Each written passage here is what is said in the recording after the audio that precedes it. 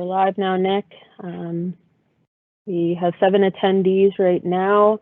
Give it a couple more minutes before we get going.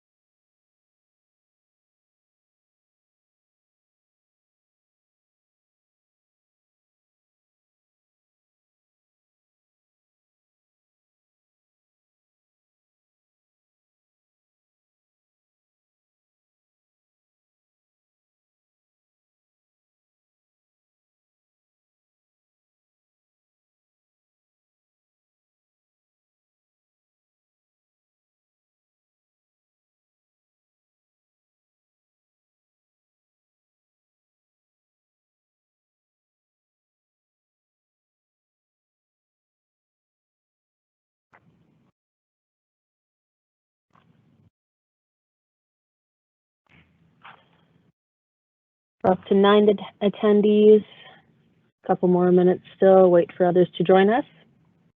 If you're here for the Southern Country Residential Area Structure Plan, you're in the right spot. Just bear with us while we wait for a few more people to join us.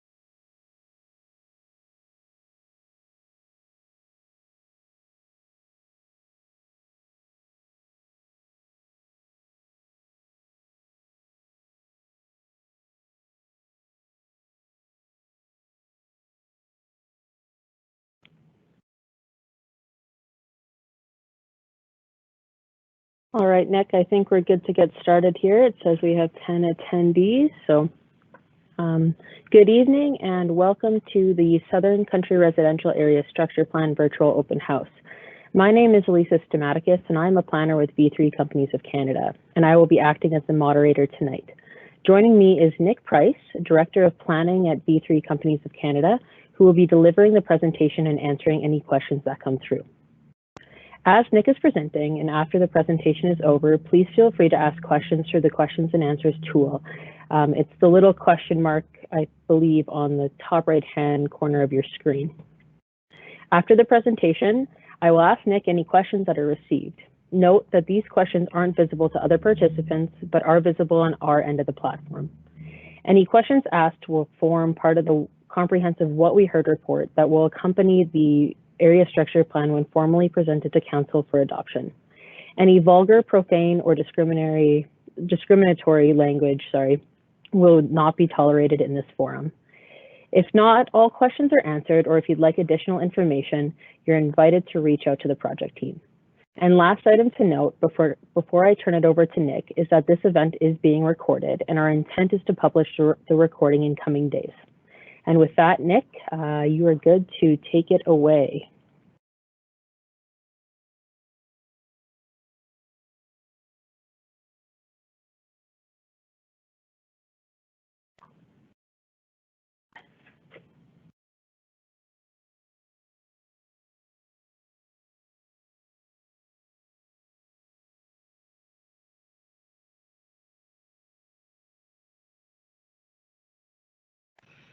My apologies.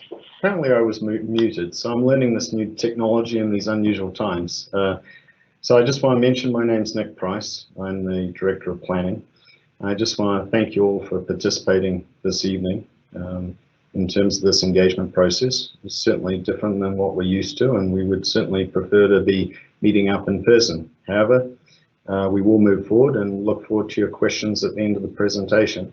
So what I'm going to do is share my screen. I believe it's shared at the moment. So Lisa, if you could just advise and confirm that that's been shared with the team. So I'm going to begin the presentation.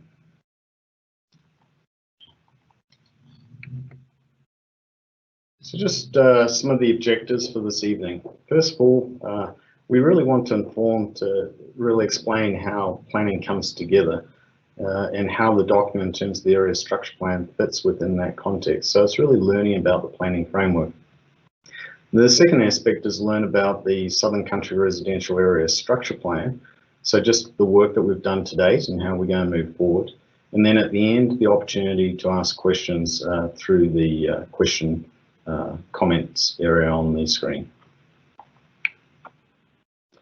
So just to talk about the planning framework of how it fits in, it's really like a layering of cakes, and it's based on the scale of the area. So you'll see my cursor as I begin. So up here, this is at the provincial level. This is at a metropolitan, Edmonton metropolitan regional level. This is at the Leduc County level. This is down at the actual area structure plan boundary area. This becomes what's called an outline plan. That's at the quarter section level, and then you end up with the ability for a subdivision and development through the land use bylaw. If we move to the right here, just going back to the provincial level, basically it's legislation like the Municipal Government Act and the Land Use Framework that really provide direction for municipalities in terms of the plans that they have to carry out. Part of that, there's the Edmonton Metropolitan Region Growth Plan, which Leduc is part of. And that informs in terms of policies on a regional scale. Now, when a municipality develops their municipal development plan, they have to be consistent with that document. I'll just refer, it's this one here. So then you have the Leduc County Municipal Development Plan that was recently adopted. And as I mentioned, it had to be consistent with the Edmonton Metropolitan Region Growth Plan. What we're dealing with now is what's called the Southern Country Residential Area Structure Plan. I'll explain that a little bit further later as to how that ties into these two documents and the key ingredients. When this area structure plan is adopted, it will contain a whole series of policies. One of those policies will be the requirement that at around the quarter section, if someone's going to do a development in the form prescribed, it will be through an outline plan that will be required. So this is another level of planning that has greater detail. So you're getting more refined as you move forward. So there's the outline plan. Once that's adopted, then that enables the person who owns the land to move forward with doing development that meets the subdivision regulations and the land use bylaw. So what is an area structure plan? An area structure plan really is a long-term planning document. It's looking at 20 years plus. It basically designates future land uses within the area. It outlines the anticipated population density. It describes the phasing of development, includes the general location of transportation routes and public utilities. The key purpose of an area structure plan is really to allow planning for the long term so that you can consider what is the infrastructure that we need to do, as well as being clear for when development happens on, say, a quarter section to make sure that there's key linkages or protecting key aspects. An example of this would be making sure that you're protecting key environmental characteristics, making sure that there's a road connection that doesn't dislocate, that it's throughout and it's efficient, looking at water and wastewater systems, how are they going to be managed moving forward, what is the potential impact on adjacent landowners, and what does it mean from a municipal budget point of view, the tax dollars, how can we be efficient about that? Provides landowners and prospective developers with an idea of future land uses and when development may occur.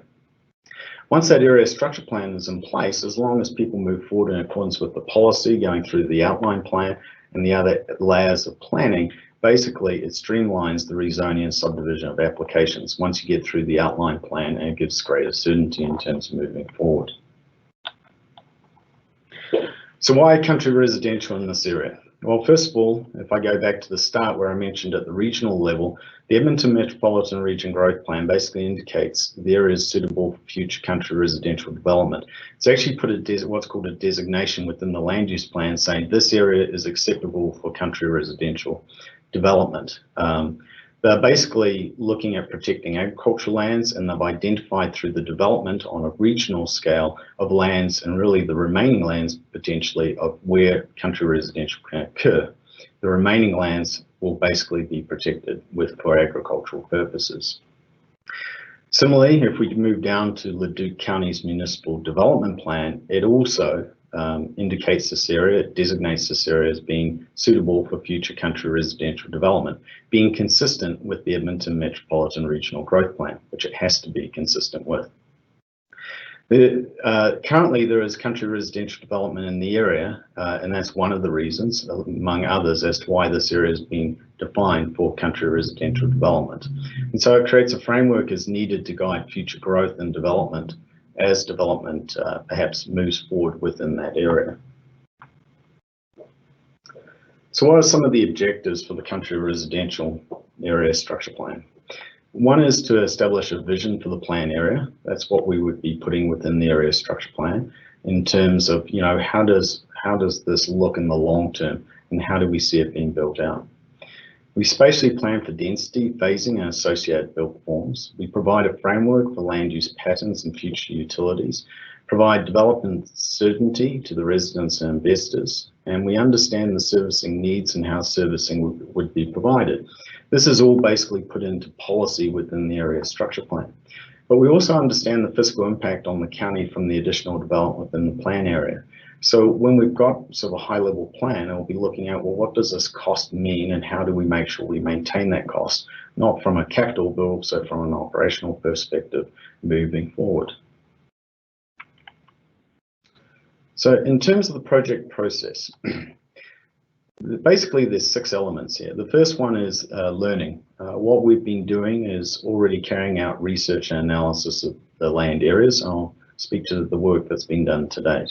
Today, we're basically looking at doing engagement with stakeholders, and this is one form of presentation, but we'll show at the end that there's also online a survey monkey that you can go and put information into in terms of some questions, and you can reach out to the planners at the county or ourselves in terms of questions that you may have or input that you'd like to provide.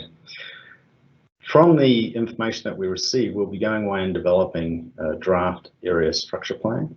And then with that draft, we'll be bringing that back. If you're still interested to be involved, we'll be bringing it back to the stakeholders, to the community and saying, well, here's what we're looking at. This is how it's going to look in terms of the area structure plan. And effectively, that is policy. So this is a policy document. It's not a regulatory document in the sense of how a land use bylaw would work in terms of more prescriptive. At the area structure plan level, it's really looking at policy around how phasing would be done, generally how the road network would be planned out. It would be looking at how do we manage servicing over the long term and what does that look like, along with key environmental aspects that need to be protected in the long term. Once we've got the additional feedback from that draft, we'll go through and look to finalise the ASP, and then we'll go through a formal adoption process. So what have we done today? We've actually carried out an agriculture impact assessment. We've also done a desktop environmental analysis, and I'll show the results of that. We've also done some initiation on stakeholder and public engagement, and we're obviously in that process now. And we've also done a very high level concept plan. Now, the reason we've done a high level, and this is not a plan to say will be put in place, but it's more a plan to give an idea of how do we do an assessment. If you built it out the area that's been identified as developable area in the long term, what would that actually mean? What does it mean in terms of transportation needs? What does it mean for servicing needs? It's not to say that that's what we'll eventuate, but we have to create a plan in order to work our way backwards to understand how do you plan for the infrastructure that's needed to service development in the area. So there's some key considerations put in context to this area structure plan. Number one, it is a big area. And the plan really, in terms of build out, we see it 50 to 100 year plus in terms of the plan. So 50, 100 years before you'd see this fully built out. It's not something that's going to happen overnight. That's based on market demand. So effectively, you'll have someone come in terms of development, create some lots, and the sale at which the market's looking at those lots, we've projected that it's at least a 50, 100 years out before that occurs in terms of full build out. Also, on a quarter section, you're not allowed to do any more than 50 lots, and that's a policy requirement in the Edmonton Regional Growth Plan. So I mentioned on a regional, that's right throughout the region. Any of these country residential lots, they're not allowed to have any more than 50 lots per quarter section. Secondly, is environmentally sensitive areas need consideration in the design, and I'm going to show some plans as we move through the presentation here that will give you an example of what's been done to date that shows what potentially are environmentally sensitive areas. It's important, this will probably come through in policy, is maintaining contiguous development. So contiguous development pattern is really building off where existing country residential is and building contiguously from those areas, along with building off existing infrastructure. Part of it is we obviously have to look at the cost of infrastructure, and that's around the transportation and the type of servicing that might be required. And we're not just thinking the immediate term. It may be, for example, in terms of water or sanitary, how currently country residential has been serviced. But in the long term, how do you accommodate for something as it builds out that maybe it can be serviced by water in a more cost-effective manner? So it's considering those factors as we move forward. Then, as I mentioned, there's a requirement for an outline plan for each quarter section. So that's getting down to another level of detail. And when you do that level of detail, you're going to still need to do an environmental impact assessment. You're going to need to look at geotechnical. You're going to need a lot of technical reports, including transportation, to look at the context of what that means down at that quarter section level. So this plan here, what I'd like to do is really been based off the environmental. So the environmental analysis that's been done is the record of other technical environmental reports that have been carried out. And you'll see my cursor here. So effectively all these blue areas have been identified as environmentally, potentially having environmental significance. So that's a combination of watercourses, wetlands, as well as significant vegetated areas. If I move on, this just gives you an idea of if we sort of look at the lands that are already developed, we take those environmental areas into context and saying that they would potentially be protected. That would be the intent and the policy towards it. You end up with the white areas effectively being where potential development could occur. This, as I mentioned, they're just looking at preliminary. We did a road network plan to get an idea of what would this look like. So a key is trying to get these dotted lines as sort of what would be main roads coming through and connections. So we're doing this as part of understanding the analysis when we do a traffic impact assessment overall. When we're looking at the fiscal impact analysis, we need to understand what could it look like. So this is an example of how a road network may eventually, through full build out over the long term, could eventuate, and it gives us the basis on which we start to plan for the actual area structure plan. Just to give you an idea of the land area that we're speaking of here. So in the area structure plan, the total area is 2,251 hectares. The existing country residential is approximately 386 hectares. The existing potential environmental reserve area is 775 hectares. And at the moment, the potential developable area is approximately 1,089 hectares. So just a little bit of a breakdown on what that land area is looking like at the moment. So what are our next steps? We're obviously looking for comments and feedback and input as we move forward with the development of the area structure plan. So we'll gather those comments from our engagement phase. Then we'll be going away and starting to put together a draft of the policy framework for the area structure plan. Part of that involves us carrying out the traffic impact assessment, stormwater management analysis, and creating part of an area structure plan actually will result in creating sort of a master stormwater management plan throughout the area. As development unravels, they'll have to sort of be consistent with that plan. We'll also be doing a fiscal impact assessment. And then we plan to present the draft area structure plan back to you as stakeholders and the community within the Q1 of 2021. So that's our goal at the moment. So ways to get involved. Please visit the project page via the following link that I'll leave up here while we're going through the question answer period, but it is on the county's website. On there's also taking the virtual survey on SurveyMonkey, and then for any questions or comments about the project. Benjamin is actually the planner at Leduc County who's managing the project, so his email's there, and any information going through to him will then obviously feed back to us, and then we'll include that in what we term what we heard report. So that's a report that's separate from the area structure plan, but it basically collects all the comments and enables us, we'll provide specific response to each comment in terms of how it was addressed or why it wasn't addressed within the area structure plan. And as we mentioned, we will look to provide feedback on that draft in Q1 of 2021. So what we'd like to do now, I'm going to leave this up here so that anybody can take down, have the time just to note this, try and write things down so we're not rushing through it, but be happy to answer any questions. So Lisa, if you have any questions that come up, be happy to answer those. So far, no questions have come through, but we will maybe let the audience digest a little bit and give them 2 or 3 minutes to send some questions in if they have any.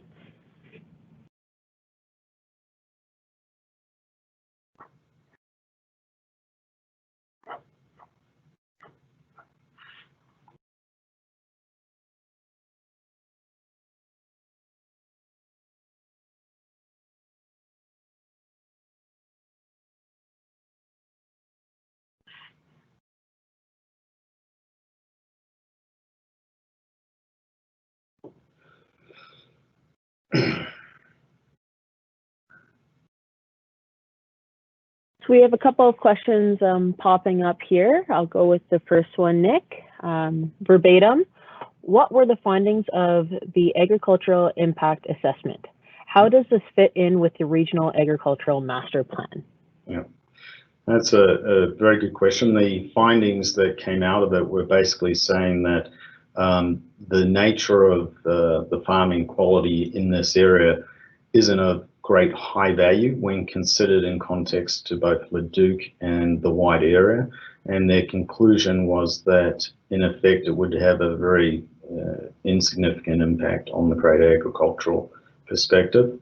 It did recommend some recommendations which are sort of along the lines of what we've already been thinking, is around contiguous development, so that those areas of land that are being farmed, they're not fragmented up just ad hoc, so that there's contiguous development, so that farming that is occurring can occur until there is demand or need for basically development to occur. But in the greater context, the conclusions of that report were that it really has an insignificant impact in the greater context of the agricultural lands. In terms of agricultural master plan, again, that would feed into it.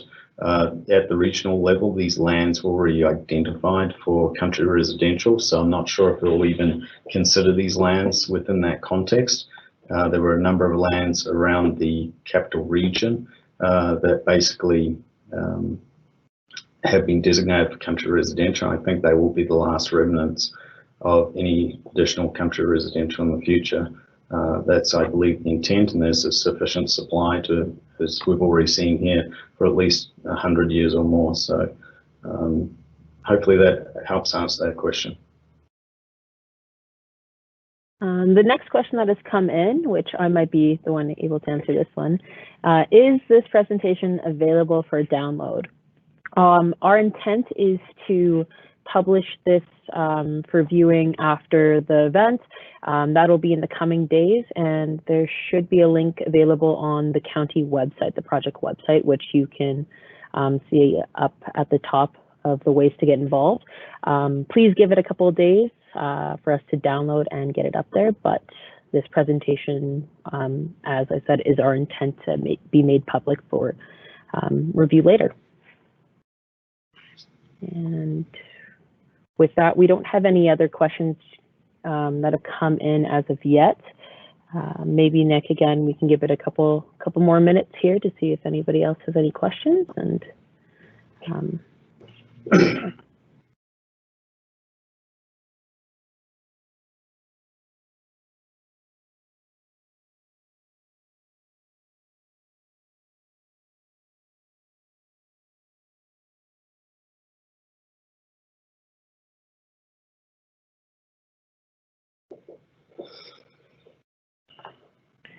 Another question has just come in. Verbatim, how would this affect the land use district zoning of current ag country residential transitional subdivisions? We are currently using our property for livestock, such as horses and chickens, and we are concerned if that would be changed. Yeah. So the only way you're going to get a change if the area structure plan sits at a sort of a higher level. Development can't happen on the lands until the outline plan is approved, and that's at the quarter level section. And that won't be driven by the municipality, they'll be driven by the individual owner. And they'll be within the area structure plan, it'll also indicate where phasing is. So development, depending where your lands are, but development won't occur probably on the outer reaches area. It's likely to occur more where the existing country residential areas exist at the moment. So that's contiguous. So that's not just somewhere in the middle of nowhere, basically. It's feeding off what's already established as country residential. So it'll take a long time, as I mentioned, for any sort of build out to occur. But even with that outline plan, it is a public, I believe it's a public process, but it is public in terms of being able to access information about what's happening with that outline plan. It is a public process that they'll carry out. So that's really a key, and you won't have any changes in zones until that outline plan is complete, and the applicant would have to rezone those specific lands. So it doesn't affect any zoning until beyond what you currently have, until the individual at the quarter acre section level decides to make those changes. So hopefully that answers your question. Another question has come through. Will this cause subdivision of land not meeting a subdivision neighborhood design more difficult? I'm not too sure. Could you repeat that question, Lisa? I'm trying to understand the context of that. Will this subdivision of land not meeting, in quotation, subdivision neighborhood design more difficult? If anything, the area structure plan, this isn't a subdivision of lands. This is a policy document. It creates a framework that enables other planning documents to occur before any subdivision occurs. So we've got to get the area structure plan done first, which is a high level document. And as mentioned, then an applicant who has a quarter section, if you own a quarter section, it's in alignment with the policy that is developed in the area structure plan, then you may be able to bring forward an outline plan, which would then have to be approved. Once that's approved, then you could also, if it needs to be, your lands would be rezoned, and then you could carry out subdivision. But the reason for the area structure plan is to really ensure that you're trying to create good communities and you're not getting ad hoc development occurring. So it should make the process easier. Okay. Next question, when will the ASP be completed? So the objective is to get the ASP through council in March or April next year. So that will be the objective. Next question, are we able to download the map showing the potential road map shown earlier? The map will be included in the PowerPoint presentation that Lisa mentioned, so it should be included in that. Just keep in mind that's a very high level indication layout. It may not end up that way. That's something we're still working on, and we're still going to do the traffic impact assessment, but it's a starting point. But you will be able to access the presentation, which does include that map. A little bit more context to that previous question, Nick. The one that said, will this subdivision of land not meeting a subdivision neighborhood design more difficult? The participant added in underneath, i.e. 50 lots versus 2 40-acre parcels. 2 48 parcels. The 50 lots is the new requirement under the regional plan that, and in fact, I believe it's embedded in the new Leduc County Municipal Development Plan, where it's a maximum per quarter section of 50 lots. And that's basically the rules that we have to abide by under country residential. So you won't see any higher density than 50. In fact, based on the characteristics, depending on how servicing is done and the land characteristics, it may be less than 50. So hopefully I've answered that question correctly. Another question, and I think you might have touched on this before, but are high-res copies of these maps available? Yeah, the PowerPoint presentation has those maps in them. I mean, we can provide them in any other form if you want to reach out to us. I mean, they will be available. As I mentioned, when we come back with the area structure plan as well, you'll get a copy of the draft of that area structure plan. That's likely to include those maps. Obviously, they may change a bit depending, or certainly the one regarding the road layout. That's just a concept at this stage, but you'll be able to have access to those plans. Okay, another question. When will outline plans be initiated? So once the area structure plan is adopted, it would be up to the policy directive, and the key here will be what we end up with policy and around phasing. We've got some ideas, as I mentioned. It will probably be related to those parcels that really are adjoining the existing country residential, but there's more work to be done exactly. We're not at that stage to formalize what it will be. But once that phasing in the area structure plan, that will provide a directive to, if an individual owner of that quarter section decides and they're in part of phase one, then they would be able to make an application for an outline plan. So that outline plan would go through a similar process in terms of getting approval. But it's up to the individual owner of the quarter section. It won't be driven by anybody else but the people who own that quarter section if they wish to proceed down that path. And that's what the driver is. The area structure plan will be really structured around that phasing to make sure that the development is done in a contiguous manner. That will be the intent. Okay. Next question. Will there be any non-residential developments in the plan?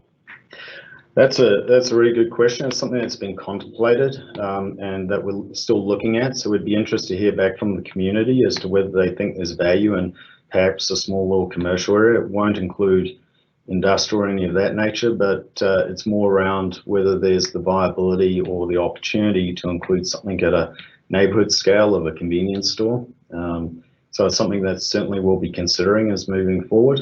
But that's also something I'd like to hear from the community to see whether there's value in accommodating for that type of land use within the area.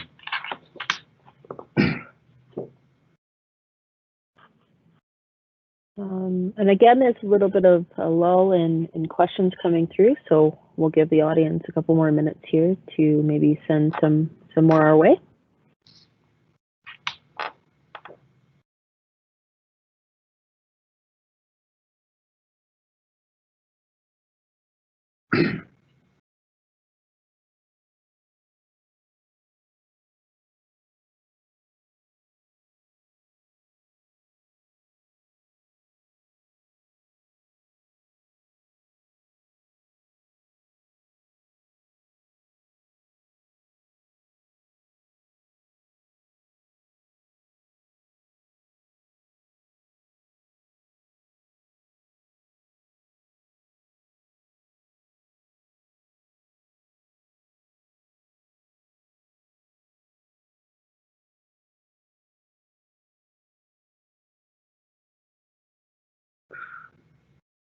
Just while we're waiting for any questions, I should mention, so the draft area structure plan, when we've developed it, will be available for you to view. It will eventually be put up on the Leduc County website. So just something to note, you will have the opportunity to download that and review it before we go through any formal process of adoption. And that's, if you remember the chart I talked about, really the feedback loop. So we'll be coming back to hear comments in regards to the context of the policy within that document. Okay, next, a couple of more questions have come through here. You said it's planned to be adopted in March 2021, correct? That's the objective, yes. I believe you said March 2021 and April 2021. Yeah. March or April 2021. There will be notifications. There would be a formal public hearing, so you'd be formally notified if you live in the area as a landowner, and it'll be advertised on the county's website.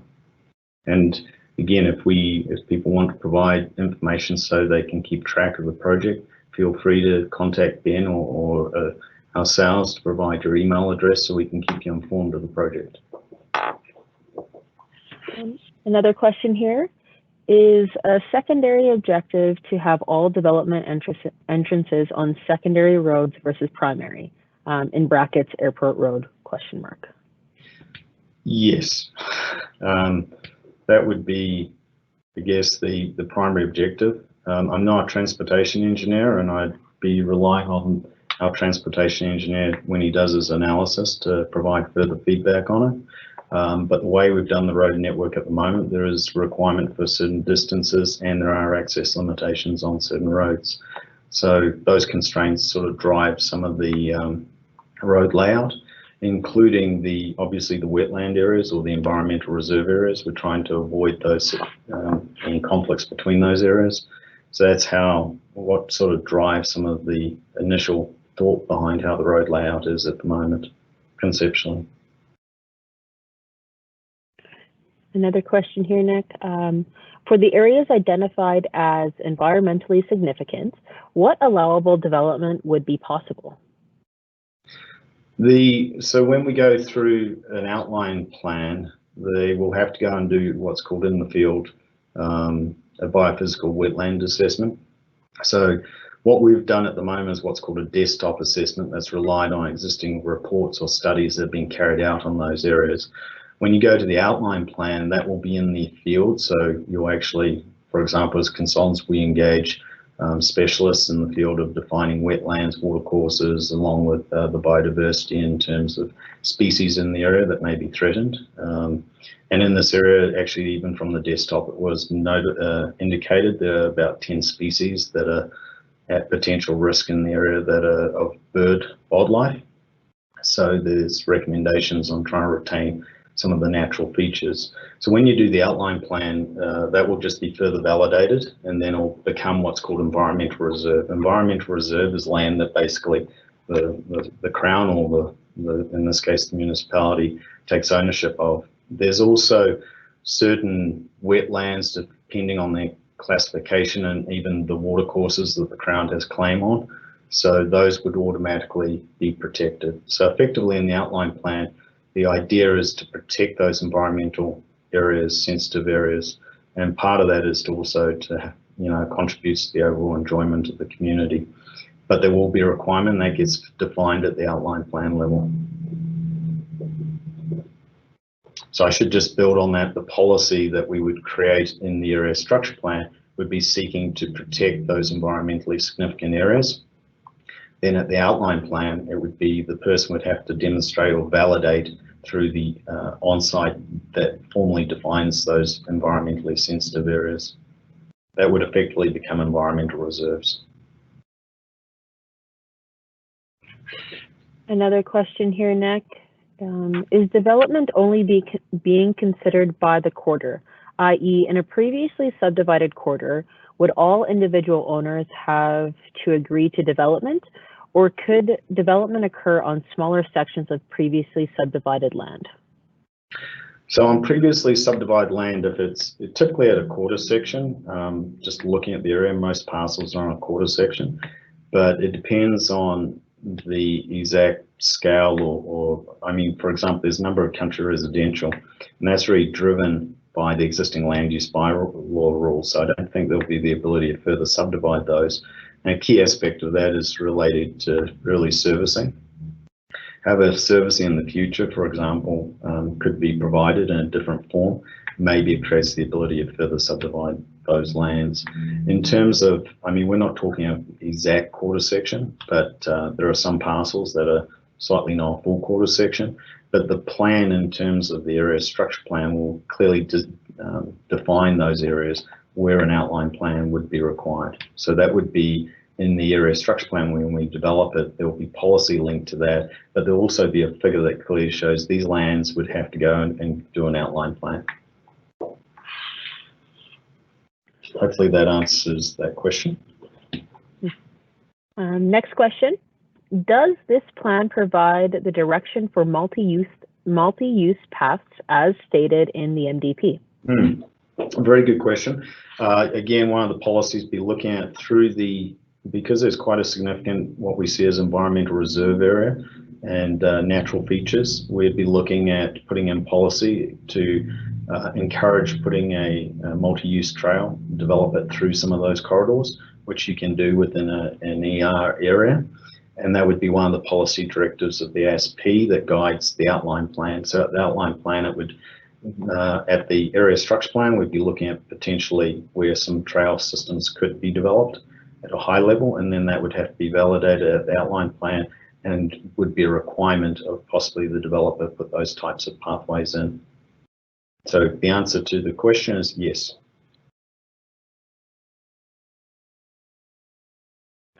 And again, another lull in questions. If anybody else, if any of the attendees still online have questions, please send them in. We'll wait a couple of minutes, see if any more questions come in.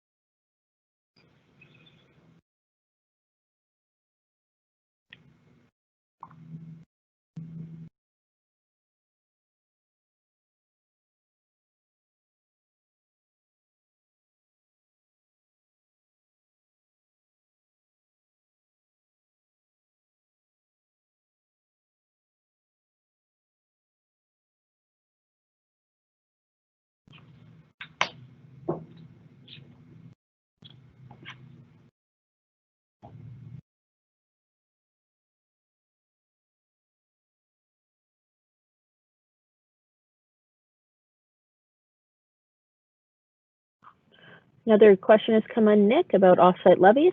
Does this plan cover range road development by offsite levies? Yeah, actually the offsite levies were discussed briefly and something we have to look at, which we'll probably get a better understanding of that once we've done the fiscal impact analysis as to what that implication would mean. But there will be some form of offsite levies that apply when development occurs.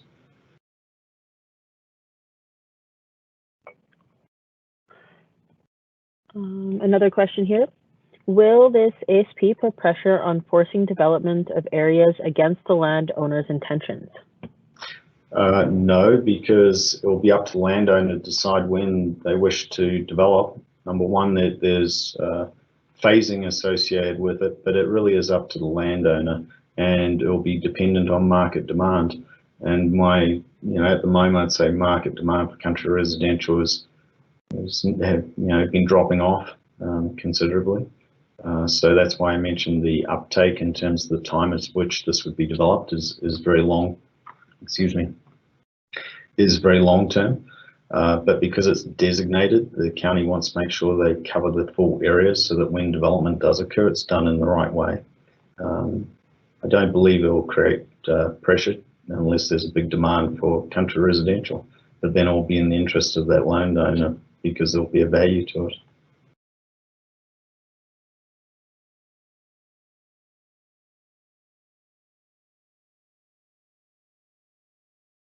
Again, Nick, no new questions have come in.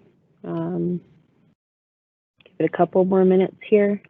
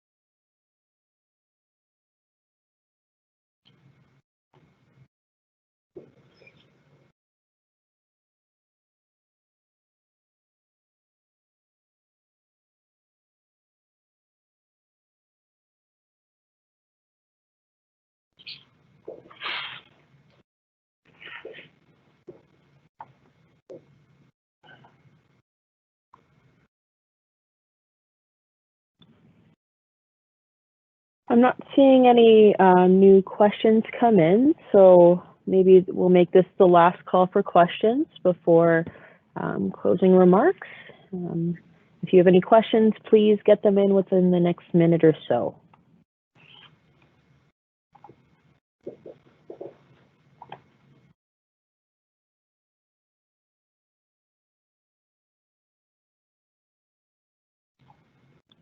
And just as I say that, another question comes in.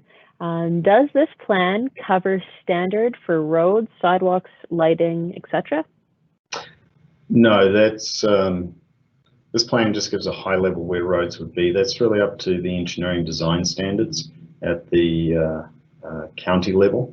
So that's really all municipalities have engineering design standards that dictate the width of the road, whether sidewalks are required or not. Same with street lights. So this doesn't deal with that. That's something that's dealt with at more the engineering design standard level, which deals with a wider area in context to the entire county when development occurs. Another question here, verbatim, what you suggest that any potential development be done after this ASP is approved? Sorry, could you say that question again? What do you suggest that any potential development be done after this ASP is approved? Well, the development that would proceed after the ASP is approved, and again, you got to look at the policy. So it would be someone who is looking at a quarter section that basically wants to seize the need to develop the country residential. They would have to do an outline plan, and that outline plan has to be consistent with the policy that we develop in the area structure plan. So that brings it down to the quarter section size level.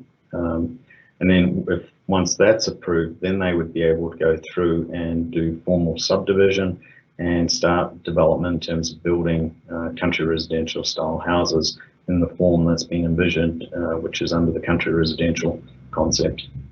So that goes back to, again, the policy that says you're not allowed more than 50 on a quarter section.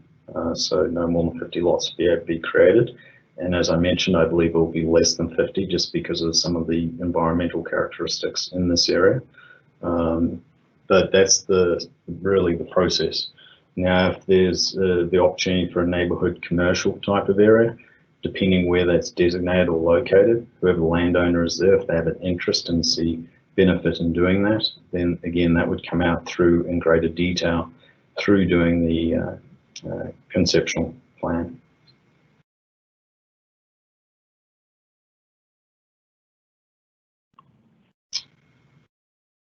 And again, not seeing any new comments or questions come through. We'll give it another minute, last call for questions on the Southern Country Residential Area Structure Plan.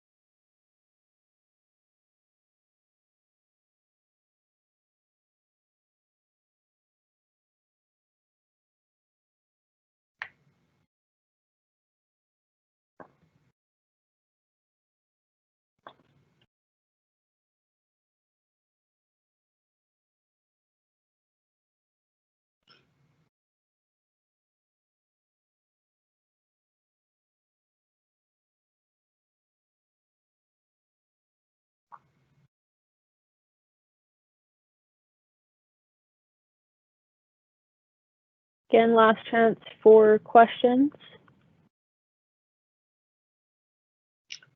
So while Lisa's asking questions, I just want to thank everybody again for their time this evening. This is certainly new for us, doing engagement through a platform like this. It's not always easy, and it's rather unusual to be talking to a computer. Hopefully we've got the presentations help to understand how we're moving forward and what we're doing, and hopefully we've been able to answer the questions satisfactorily that you were asked for. As mentioned, there is the opportunity to continue, and if you wish to stay engaged, please reach out to Ben. Up on the presentation, I'm assuming you can still see it. You'll see that Ben's email address is there, along with other information on staying involved. So I'd like to thank you all for your participation.